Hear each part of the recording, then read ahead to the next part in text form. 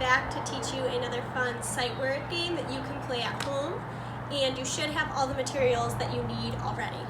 All you need to play this game are index cards, a marker, music, and sight word lists. The sight word lists are optional. I will link these below if you want them, but you can also just make up your own sight words to play the game. Step 1 is write the sight words on the index cards.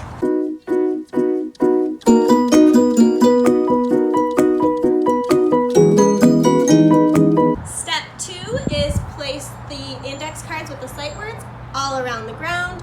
I am going to tape them to the ground today because I'm outside and it's very windy out.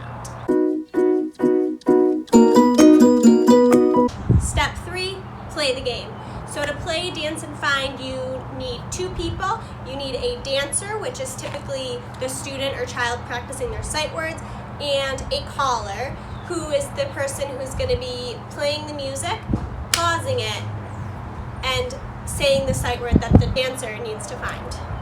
I'm by myself today, so I'm going to have to play both roles, but I will do a quick round of it to give you an idea of what it should look like. So the caller will play some music, and the dancer will dance.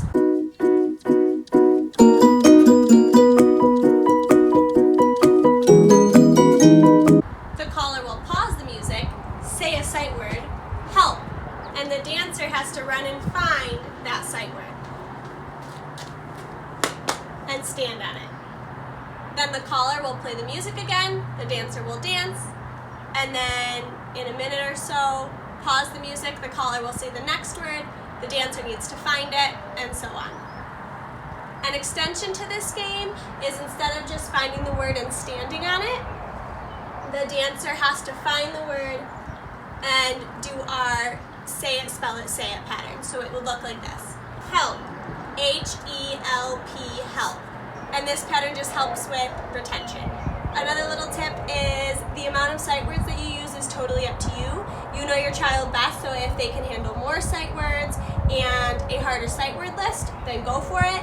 And if they need fewer sight words to not get overwhelmed, then that is fine too. It's a very adaptable game, which is great.